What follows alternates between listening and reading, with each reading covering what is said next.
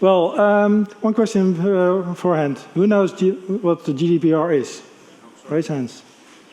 Okay, so there's also people that don't know what it is, so that's good.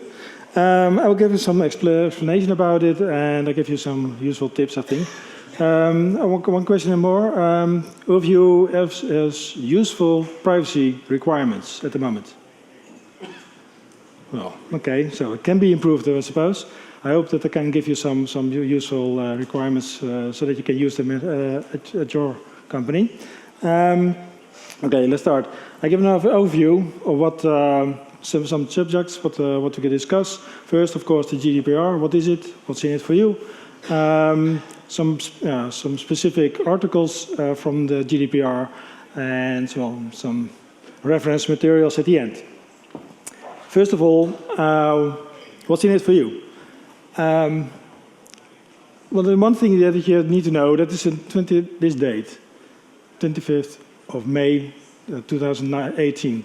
That's the day that this regulation, this new privacy law for Europe, is effective, and everyone should follow this one. Every company should comply to this new law. Who is busy with it at the moment for GDPR? Not that much, huh? So I think that should be more attention for it, because it's a law, so you should comply to it. And I give you some first aid, some useful things to help to get it done. Okay, what is it? What's in it for you? It's data, it says for the general data protection regulation, which means it's a new law. It's a law for all citizens within Europe. So even if you have another passport, but you're living in Europe, it's for you. It's replacing an old, directive. It's not really a law from 1995, so it was some time to get something done. Why is it changed? Because there were some new, there were a lot of laws in Europe, and they don't match. If you go to Germany, you have other law than in France and so on, and have some struggle to get it done, especially for companies which were working in Europe or delivering software or services to citizens in Europe. It's hard to get it done. So it's one law for all of the 28 or 27 with the Brexit members. Yeah, so that's the case. Okay, and because it's new law, it has also some new things which were not in 1995. For example, mobile devices is in it, and of course profiling, which is be done by most mobile devices. So there are some things about it added in the law. Okay. Another thing is that you can certify for this thing, so that you say, I comply to this law, and you can show it to other people. That's very useful, I think, for companies, especially to compete with other ones. And it consists of 99 articles, and more than 50% you can throw it away. It's about how companies or countries should work together to get this privacy law in a proper way and so on. And there is about a few, I think there's about 7 articles which are useful for us, for DevOps, for people who has to make software and to maintain the systems. Okay, this is a mind map I made. You can't read it, don't read it. The most important thing is that there are about 7 articles. Okay, what's important? If in short, the GDPR says, well, if you don't have personal data, you can't lose it, you can't leak it. So that's the best thing. Don't collect it. That's the main part. But if you collect it, you should guard it with your life. So do good things on it. Make it secure, and well, that's about, in short, the regulation. Okay, if we look at security and privacy, because there are two things. They're different, but they have a relationship. So if you look at it, you have personal data about what is it. The personal data definition is any information relating to an identified or identifiable natural person. That's the definition. So if you are deceased, you're not a natural person, it does not comply to that person anymore. So there's really people that are living. Okay, that's the definition of personal data. And what do you have else? Well, you have special data about persons. There's a special category. The thing is, for example, name, email address, that's allowed you can use that one. But if you have information about medical condition or sexual life or whatever, that is forbidden to store, to process, unless you have a special reason or a permit to do so. So that's if you collect data and you have this special category, be aware of extra measures you should take. Okay, what do we have else? Non-personal data, that's the rest. Does it mean that that you don't have to secure it? Well, I think there is some data that you still need to secure as well. For example, if you're a company it makes food for animals, they have a recipe and they want to protect this recipe for other companies. So they also want to protect that one, but it's not personal data. Okay, so that's the rest. If you don't have any requirements or whatever, it's good. Well, I don't need even know the law by heart, and no one knows the law by heart. The thing that you have is, the most important thing is that you work from values. If you have to know the values and you know the principles, then you can act in a proper way. Yeah. So if you know the values, for example, one value is that you doesn't harm another person. That's in a value within in our standards. Then you have some principles that support it, and if you know the principles, you can build software, even if you don't know the law by heart. You don't have to read it all. Principles will guide you in this way. So, good to have principles. And if you look at privacy principles, there's quite a few. Collection limitation means only if you have a reason to do so, then you can collect, otherwise don't. Data quality as well. If you have outdated data, well, it's of no use. And there is one special one, I think, to go, the security safeguards. So in privacy law, they say you need to have security. So that's the relation between privacy and security. And as I said, security is going further than only personal data. It also complies to other data. So that's the relation and the difference between the two. Okay. And this one is, well, you have to think about it. You can have security without privacy, but the other way around. If you have privacy information, you need to secure it. Okay, that's the difference between privacy and security, and then we go to some most relevant articles. There are, in this case, about 7 I selected for you. Well, this is a list, and we'll go through some of these articles. Okay, I think the most important one is data protection by design and by default.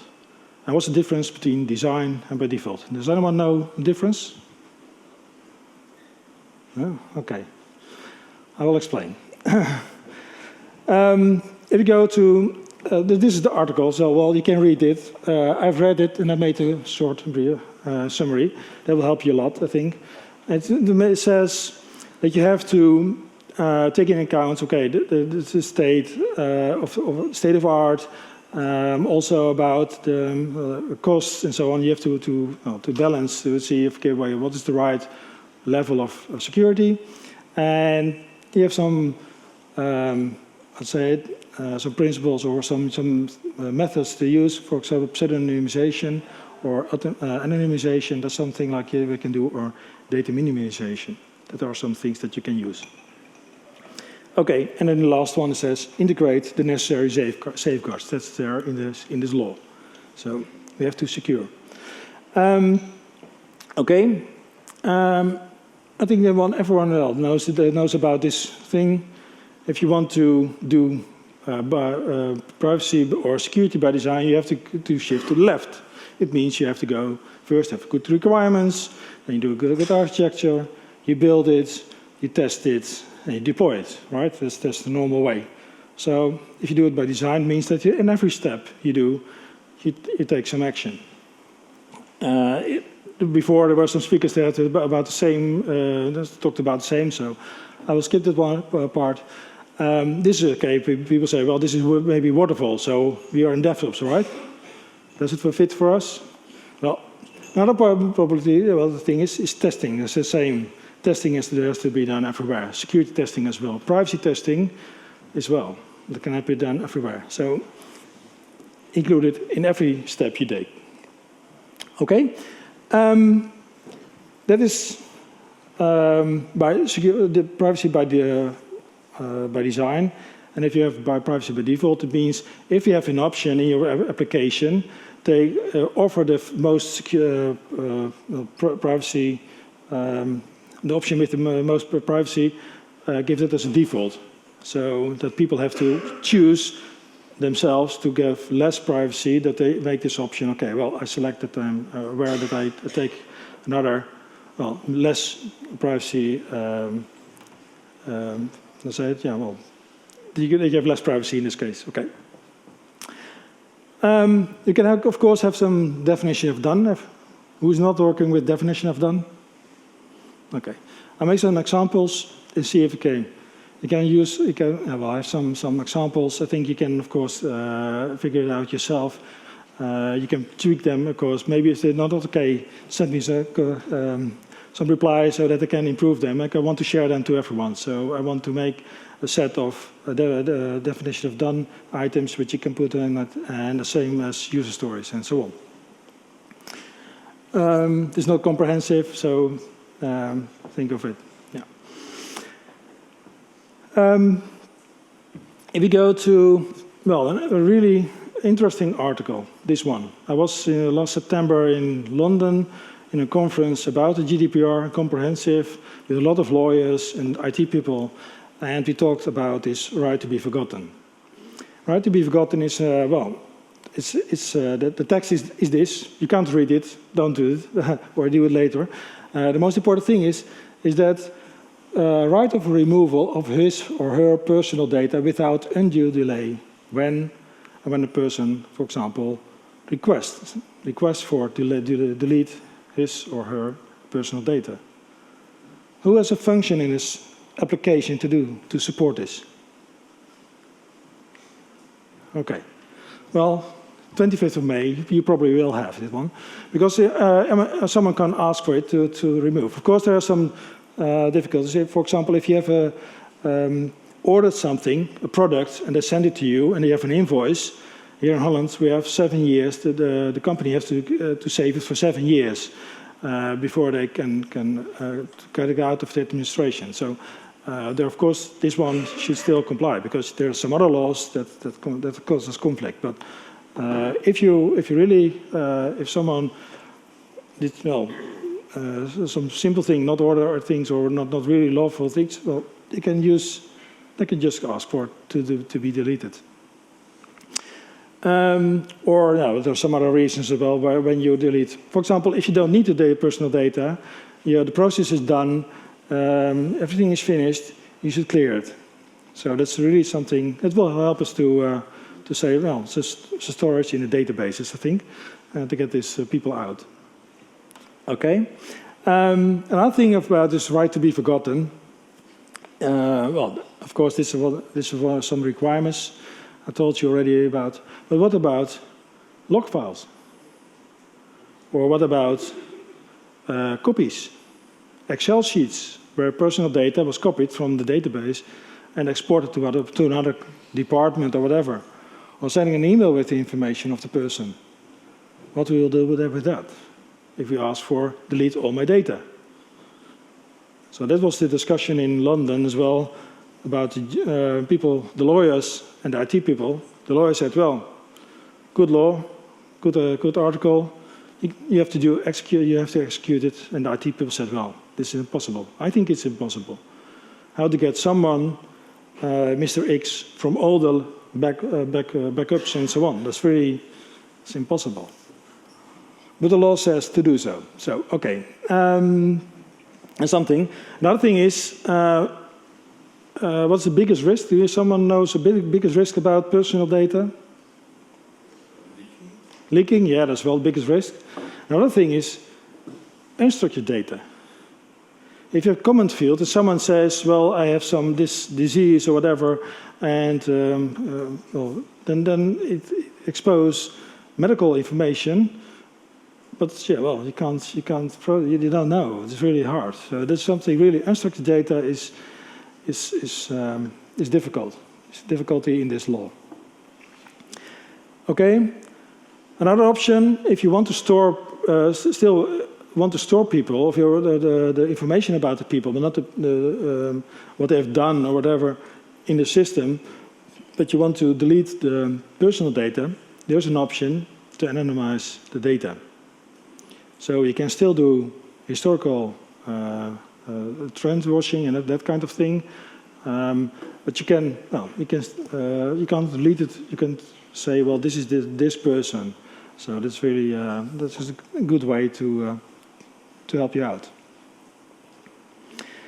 Okay, I have some user stories. I don't read them all, but I want, for example, who's making apps? Mobile apps. Okay, what will happen when you delete the app? Is the personal data as well deleted? Yeah, exactly. That's something you have to be aware of. If someone chooses to delete the app, the data should be deleted as well. So there's really things you have to think it over. Okay, that was a hard one. Another one, profiling. This is definition. Okay, I think that's nice. I made it a shorter way. It's about automated processes of personal data to analyze or predict. I think that last one is more more and more happening about someone's some special things. This is well, it's happening, right? And we like it in a way because we get tutorials about things we were looking for. So that's good in a way. But yeah, this is in the law. This is written down now. Who of you is making profiling or is storing data for profiling in the application? Yeah, okay. Okay. Well, be aware of this part in the, in the new law. Okay. Then I have another one, pseudonymization. What does it mean? It means, well, of course, in short, it says you can't identify the person anymore. You change and give it another name from Mr. Janssen to Mr. X or whatever. You change things, but in a way, still behavior can be still. If you do profiling, you can still figure out that's the specific person. So you need to be careful with this one. But the most important thing is that you can't identify the person anymore. That's pseudonymization.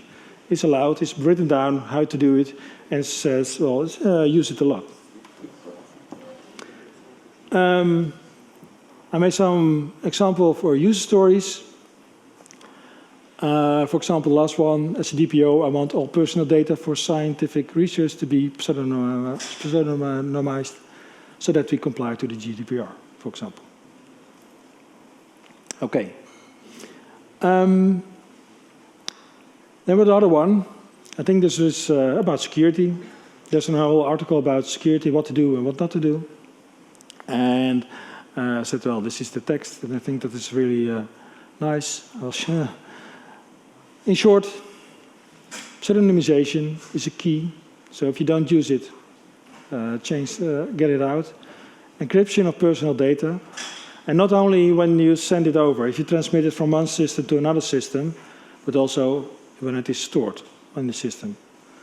And even you have another one that is when it is processed as well. But that's hard. That's hard. It's difficult. Technical is really hard to get it done. But encryption is written down, and also about restore information. If you lost some information or is corrupted, that you can go back to the fallback scenario. That you have a good backup. That's also written down over there. So you need to get back in the to get data back again.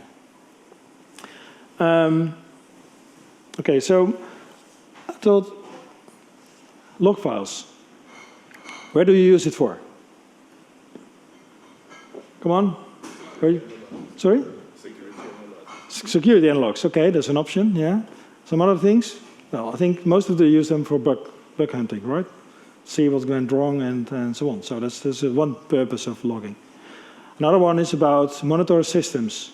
See if system is up and running well and so on. So I think everyone used that one as well.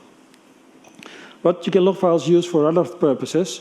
For example, behavior of people.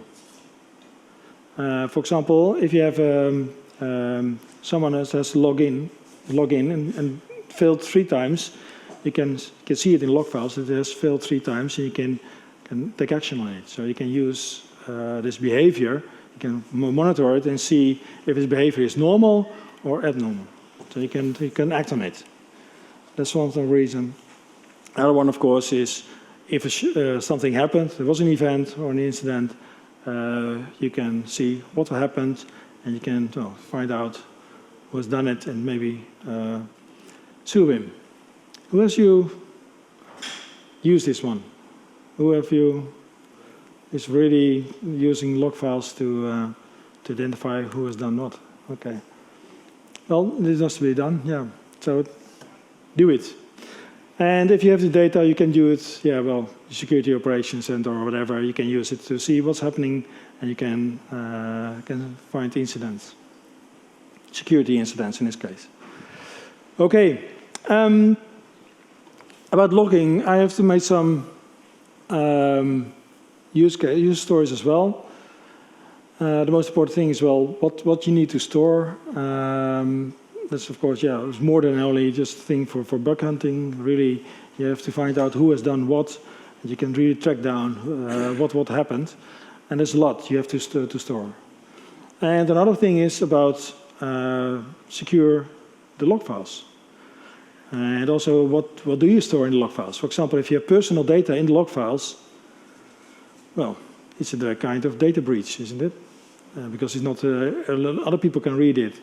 If a sysadmin can read the log file, he can read personal data, and well, that's not allowed.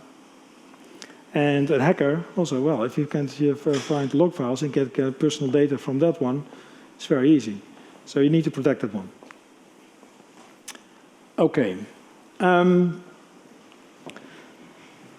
is, by the way, OWASP has a logging cheat sheet where there's a lot of information about what you can log, what you must log, and so on. So really good information over there. Well, in short, I go very quick, I think. In case you missed it, let's have a look. It's about classification. You need to know what is personal data, what is specific personal data, and specific categories of personal data, and you have to know what is non-personal data. You may have to make this distinction between these 3 so that you can have the right safeguards, because everything, you don't have to say secure everything. The most important thing is that you secure the things in the proper level. So you have to do a classification on this part. So there's something in your database you have to, you have to know. Another one is encryption. Do it in Rust when you store it, when you transmit it, and probably process is a bit difficult, but think about it. Do thorough deletion of personal data and delete it permanent. That's also one thing that's written down. So on request, or when you use it when you don't need it anymore, another option is pseudonymization, so that you can still use it in another way, but not for the main purpose. Make an authorization matrix, meaning that you know who is authorized to see what kind of personal data. That will help you out for design. It's good to see who can see what information, because yeah, you have to think it over in the two principles: least privilege and need to know base. Of course, you need to still need to do your process. Logging, as I told, when, what, where. For audit trail, that's good afterwards, but also for incident investigation.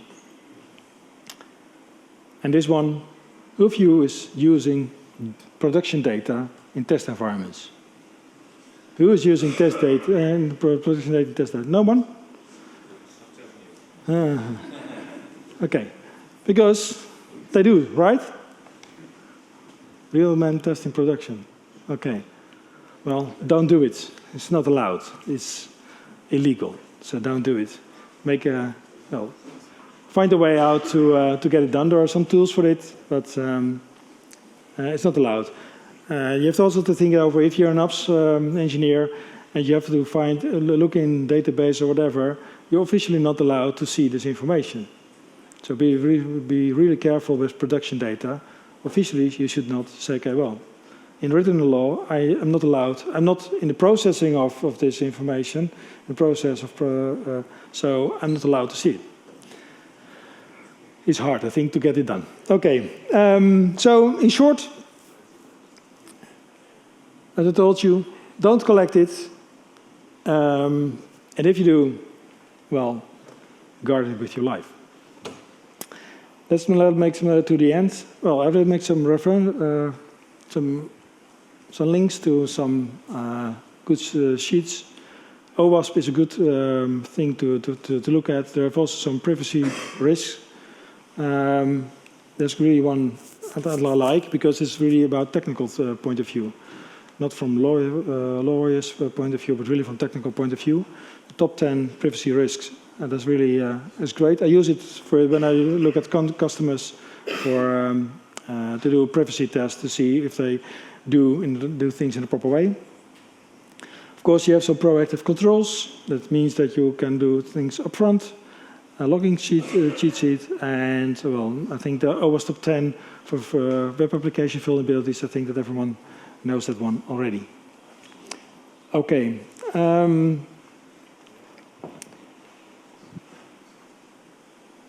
So suppose that you have no requirements, and what? Well, I have here some principles for security. That's also helpful. So you have privacy principles, some security principles. If you mix them up, it's really okay. That will be very helpful. Okay,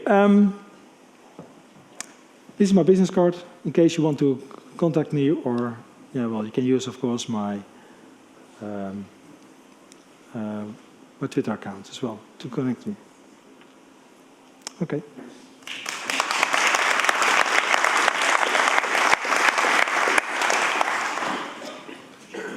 We have a couple of minutes for questions. Anyone? Will you post the slide? Sorry? Will you post the slide? I will post it. Yeah. Sorry, Mike. So I have a question. You said this only applies to living persons, right? Yeah. Would this mean my data goes open source once I die? I don't hope so. But it's not. It's about this law is about natural persons. So it's people that are living. If you're dead, well, this law doesn't apply to you. Of course, there are some other things like because then your relatives they get it. Yeah, there's a connection with you. There is some, yeah, say,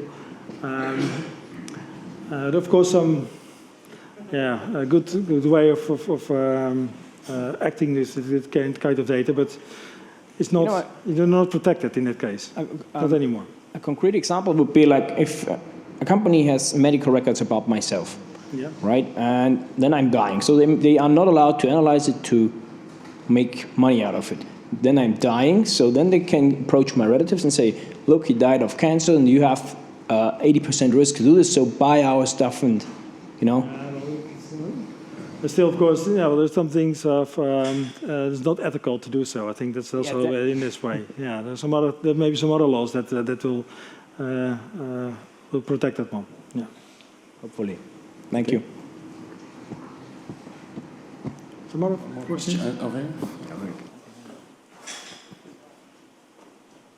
Is there one way or another where companies can let you sign a contract to take away these rights? For instance, every big web service these days, every Google or Facebook, they require you to give you their rights. So is that... This law is applicable for Google or whatever else as well as they deliver the services in Europe.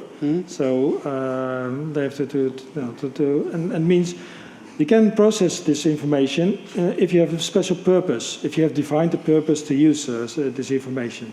And you have to hand this over this purpose to the authorities. So in Holland we have the Autoriteit Persoonsgegevens, for example.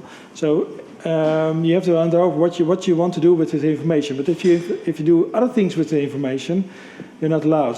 It's unlawful. So you should throw it away. So this kind of organizations are still working on this GDPR as well to get compliant to it as well. So because they have to. So. Okay, thank you. Thank you very much. Okay, welcome. Yeah. And a speaker for a speaker. Yeah, okay.